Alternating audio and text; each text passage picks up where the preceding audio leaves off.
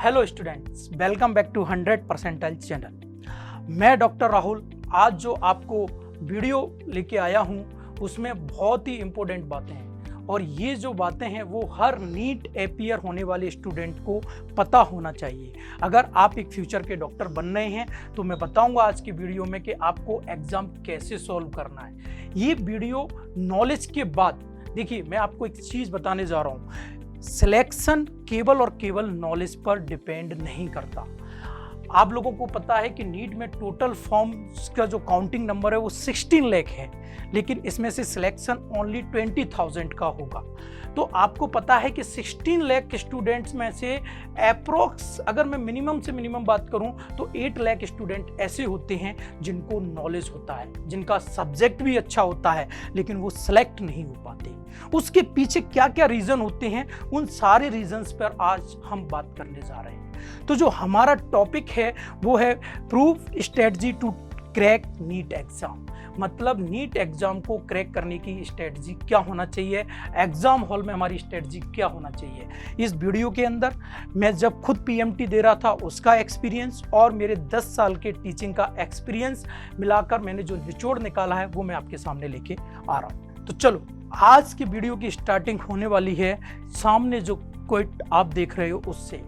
इसकी एक एक लाइन जो है वो बहुत इंपॉर्टेंट है और इनको आपको अभी जो 3 दिन बचने हैं नीट एग्जाम में, जो 3 दिन का स्ट्रेस है उसके लिए आपको इसको हमेशा फॉलो करना है। इसकी पहली जो लाइन है उसका है मतलब है डोंट स्ट्रेस। स्ट्रेस बेटा, आपने जितनी भी पढ़ाई की है अगर आप स्ट्रेस लोगे तो ये मान के चलिए कि वो सारी पढ़ाई बेकार होने जाने वाली है। क्यों? क्योंकि स्ट्रेस से हमारे पास कुछ भी हासिल होने वाला नहीं है। तो फर्स्ट पॉइंट है डोंट स्ट्रेस, हमको स्ट्रेस नहीं लेना। दूसरा है डू योर बेस्ट, अपना बेस्ट देना है, हमें अपना 100% देना है। मेरा ये वीडियो आज इसीलिए है कि जो आपका 100% है, जो आपका बेस्ट है, मैं उसमें कैसे हेल्प कर सकता हूँ यही बताने के लिए मैं आज आपके सामने आया हूँ। फॉरगेट द रेस्ट, सब कुछ भूलता है कि एक तो स्ट्रेस को हटाना है और दूसरा हमको अपना बेस्ट देना है। तो डियर स्टूडेंट, सबसे पहले हम बात कर रहे हैं कि एग्ज़ाम पैटर्न की। जो एग्ज़ाम पैटर्न नीट में आने वाला है, जो एग्ज़ाम पैटर्न चेंज हो चुका है, उसके बारे में मैं थोड़ा सा ब्रीफ बात कर रहा हूँ। फिर हम बात करेंगे कि किस तरीके से हमको पेपर हॉल में पेपर को सॉल्व करना है और किस तरीके से प्रेशर को मेंटेन रखना है। तो आपके सामने एक टेबल दिख रही है। इस टेबल में हमारे पास 4 सब्जेक्ट है, फिजिक्स, केमिस्ट्री, बॉटनी, जूलॉजी। अगर आप ड्रॉपर हो तो आप लोगों को पता होगा कि आपने जो 2020 में नीट का एग्ज़ाम दिया था उसमें टोटल क्वेश्चन 180 थे और उस 180 के 180 आपको अटेम्प्ट करना था, जिसमें 90 क्वेश्चन जूलॉजी बॉटनी या मैं बोलूँ तो बायोलॉजी के थे, 45 question physics and 45 question chemistry के थे। लेकिन अभी जो हमारा एग्ज़ाम पैटर्न आने वाला है उसको नीट वालों ने, एनटीए वालों ने डिवाइड कर दिया है और उसमें 2 सेक्शंस हैं, section A, section B. Section A, section B. तो इंपॉर्टेंट ये नहीं है, ये डिवीजन तो आपको फॉर्म भरते समय ही पता होगा।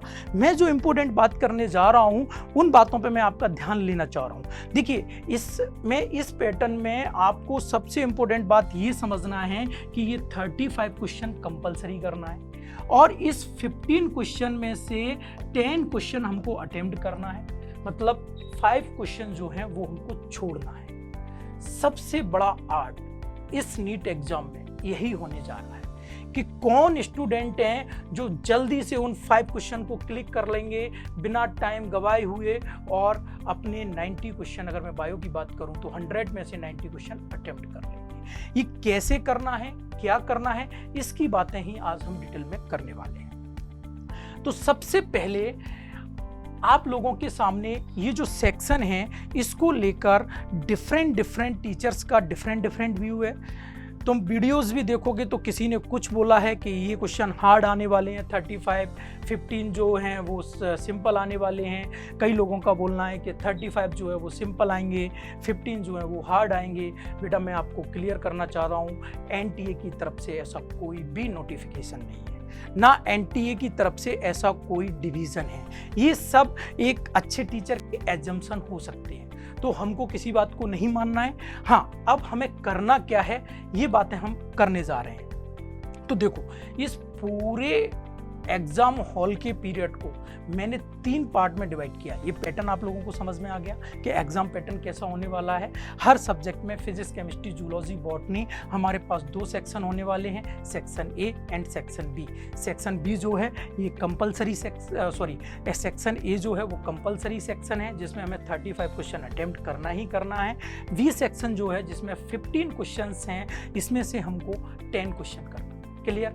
तो ये तो पैटर्न की बात हो गई। अब हम बात करते हैं, तो डियर स्टूडेंट्स, आज हम जो बात करने जा रहे हैं एग्जाम हॉल में आप लोगों को किस किस चीज़ को मैनेज करना होता है और किस तरीके से आप इस नीट को क्रैक करके डॉक्टर बन सकते हैं। मैं बिल्कुल 3 पॉइंट बता रहा हूं, जिस 3 पॉइंट पे ही हमको काम करना है। पहला, टाइम मैनेजमेंट। हाँ, एक और चीज़ मैं आप लोगों को बता दूं, ये तीनों पॉइंट तब अप्लाई होते हैं जब आपको सब्जेक्ट की नॉलेज है। समझ रहे हैं? मैंने वीडियो के स्टार्टिंग में आपको बताया था कि नॉलेज तो अप्रॉक्स 8 लाख स्टूडेंट को होती है 16 लाख में से, लेकिन सिलेक्शन केवल 20,000 का होता है अच्छे मेडिकल कॉलेज में।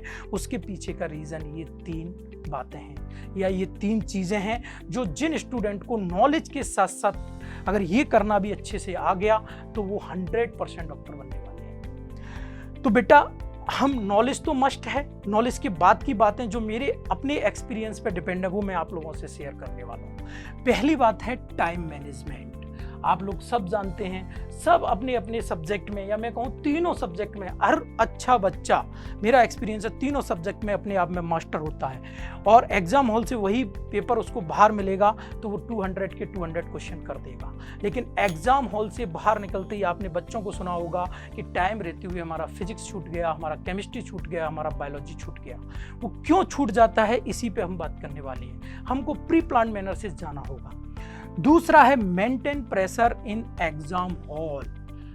ये करने के साथ साथ ये एक अपने आप में एक इम्पोर्टेंट फैक्टर है। मैंने कई ऐसे इंटेलिजेंट बच्चों को देखा है जो क्लास में रैंकर होते थे, जो क्लास के टेस्ट में टॉप आते थे, लेकिन एग्जाम में जाके ब्लैंक आउट हो गए, कुछ भी उनके हाथ में नहीं बचा और एग्जाम के बाहर आते हुए रोते हुए निकल रहे हैं।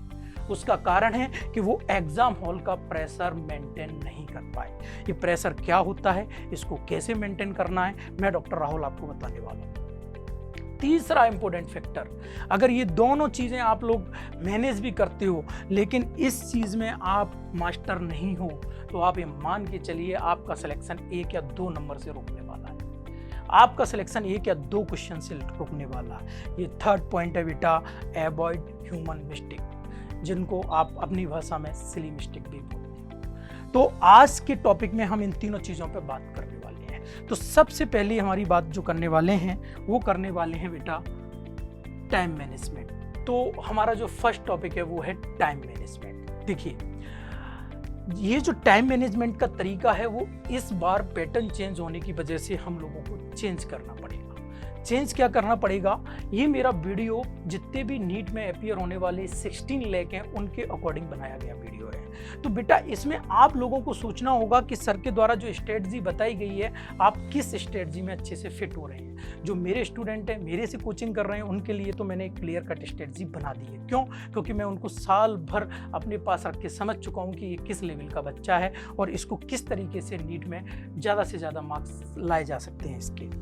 तो अब अपन जो बात कर रहे हैं, सबसे पहले मैं जो बात कर रहा हूं कि अगर आपका सब्जेक्ट बहुत स्ट्रॉन्ग है, ये आपको पता होगा, अगर आप फिजिक्स, केमिस्ट्री और बायोलॉजी पर प्रॉपर कमांड रखे हुए हैं और आपको फुली कॉन्फिडेंस है कि हमारा सब्जेक्ट बहुत स्ट्रॉन्ग है, तो बेटा सबसे पहले अगर मैं आपको बताऊं तो आपको जो, ये मेरा व्यू है, आपको जो अटेम्प्ट करना चाहिए, क्योंकि हमको पता नहीं है कि पेपर में सेक्शन ए टफ है कि सेक्शन बी टफ है, तो हमको जो अटेम्प्ट करना चाहिए वो सेक्शन बी को अटेम्प्ट करना चाहिए। क्यों? क्योंकि हमारा ज़्यादातर टाइम, देखिए जब आप एग्ज़ाम स्टार्ट करते हैं तो आप फ्रेश होते हैं, ठीक है, आप फ्रेश होते हैं, पहला पॉइंट। दूसरा पॉइंट, आपके पास टाइम की कमी नहीं होती है, आपको ऐसा लगता है कि अभी टाइम है, हम दे सकते हैं। अगर हमको इस बी को, अगर हम सेक्शन बी को अगर हम पहले सॉल्व करेंगे तो हमारे पास 15 क्वेश्चन आसानी से पढ़ने का कॉन्फिडेंस भी होगा और हमारे पास एक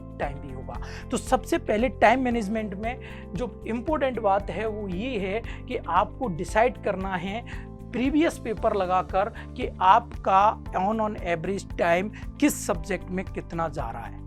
अगर मैं एक स्टैंडर्ड टाइम की बात करूं तो आप लोगों को फिजिक्स में 60 मिनट्स का टाइम देना चाहिए, जो मेरा एक्सपीरियंस है। केमिस्ट्री में अगर मैं बात करूं तो आपको 45 मिनट्स का टाइम देना चाहिए। मतलब इस 60 मिनट में हमको 45 क्वेश्चन करना है, क्योंकि हम बायोलॉजी बैकग्राउंड से हैं और हमको फिजिक्स के कॉन्सेप्ट लगाने में थोड़ा टाइम लगता है। केमिस्ट्री में 45 क्वेश्चंस को 45 मिनट्स में करना चाहिए। तो स्टूडेंट्स, जो टाइम का पैटर्न जनरली होता है, आपको अपने सब्जेक्ट के अकॉर्डिंग देखना है। जो टाइम का पैटर्न होता है वो फिजिक्स 60 मिनट में होना है, केमिस्ट्री 45 मिनट्स में होना है और बायोलॉजी के 90 क्वेश्चन 75 मिनट्स में होना है। मतलब हमको बायोलॉजी के क्वेश्चन में अपनी स्पीड को बहुत अच्छे से रखना है। ये एक ओवरऑल टाइम का पैटर्न बता दिया मैंने, जिसको डिवाइड करना है। हाँ, अगर आप लोगों को डिवाइड करना है कि हमको एग्ज़ाम हॉल में किस सब्जेक्ट को कितना टाइम देना है, ये आपके ब्रेन में होना चाहिए। और ये आएगा आपने जो प्रीवियस ईयर के क्वेश्चन सॉल्व किए हैं उसके बेसिस पे कि आपकी स्पीड किस सब्जेक्ट में अच्छी है। तो ये हर पर्सन टू पर्सन चेंज होता है। क्लियर? तो ये बात कर ली। दूसरी बात हम करने जा रहे थे सेक्शंस की, कि हमारे पास सेक्शन ए होगा, सेक्शन बी होगा। पहली बात मैं बताने जा रहा हूँ उन स्टूडेंट्स को जिनका कमांड तीनों सब्जेक्ट पे बहुत अच्छा है, जो बिल्कुल कॉन्फिडेंट हैं एग्ज़ाम के दिन तक। ऐसे स्टूडेंट्स को जो मेरा ओपिनियन है वो ये है कि सेक्शन बी को पहले करना है।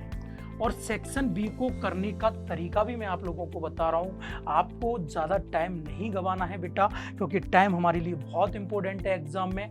आपको जो सेक्शन बी के 15 क्वेश्चन हैं, उन क्वेश्चन को पढ़ते समय आपको क्वेश्चन रीड करना है और आंसर, अपना आंसर जो आ गया वो क्वेश्चन का एंड होते समय उसको साइड में लिख लेना है।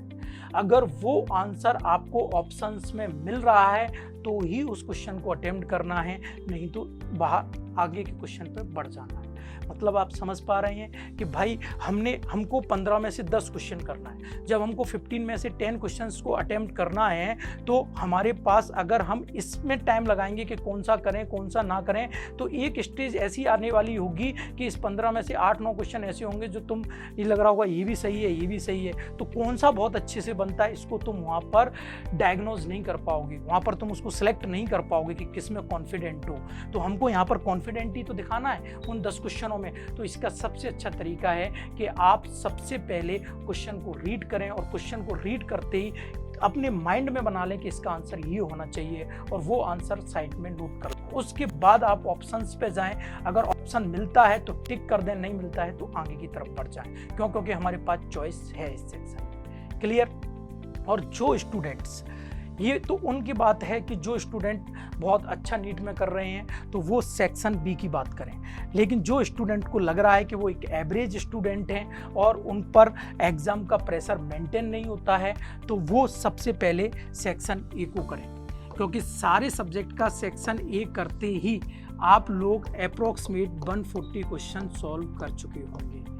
और 140 क्वेश्चन मैंने पहले ही बता दिया कि आप अभी अपने सब्जेक्ट पे उतना गुड कमांड नहीं है या उतना कॉन्फिडेंस नहीं है, तो जैसे ही आप इस 140 क्वेश्चन तक पहुंच जाओगे तो हो सकता है कि आपका कॉन्फिडेंस बिल्डअप हो जाए और फिर आप सेक्शन बी को करोगे तो आसानी से कर सकते हो। तो ये आपको डिसाइड करना है कि आप किस कैटेगरी में आते हो। क्लियर? तो ये तो बात हो गई बेटा टाइम मैनेजमेंट की।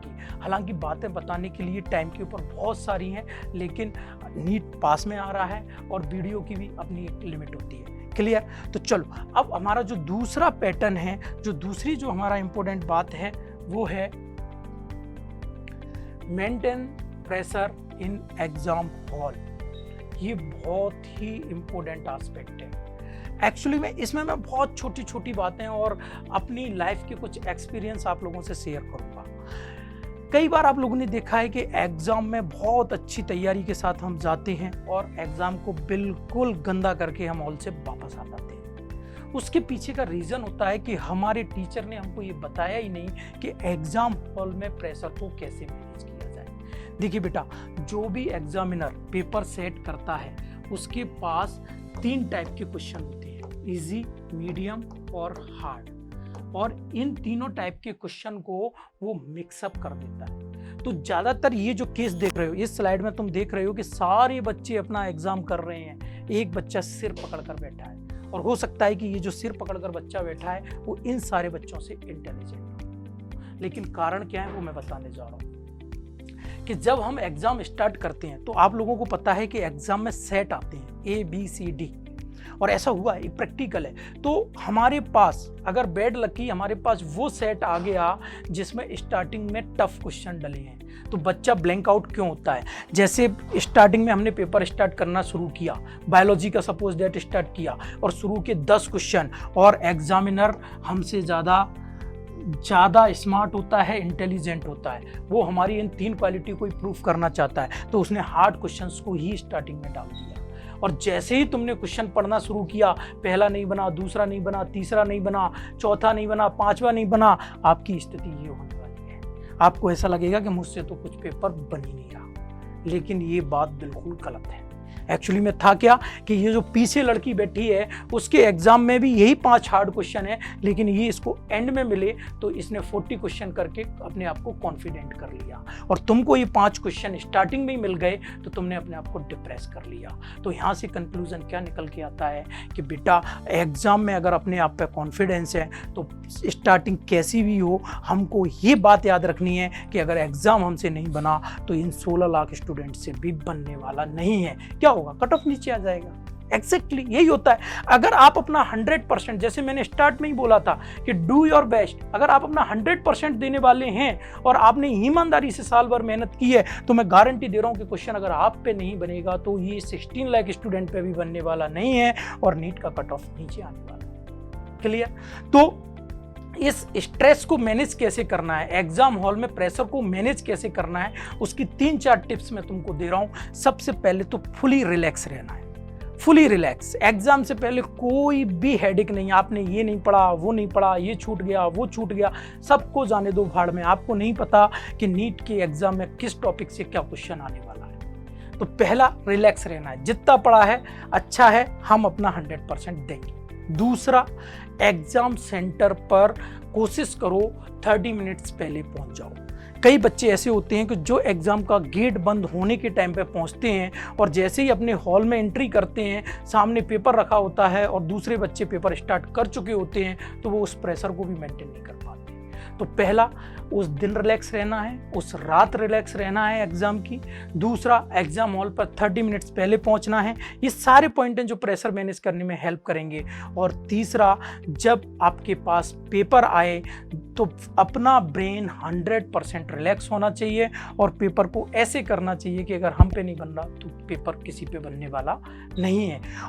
ये अगर आप करोगे तो मैं गारंटी दे रहा हूं कि जो प्रेशर वाला पॉइंट है वो काफ़ी हद तक कम हो जाएगा।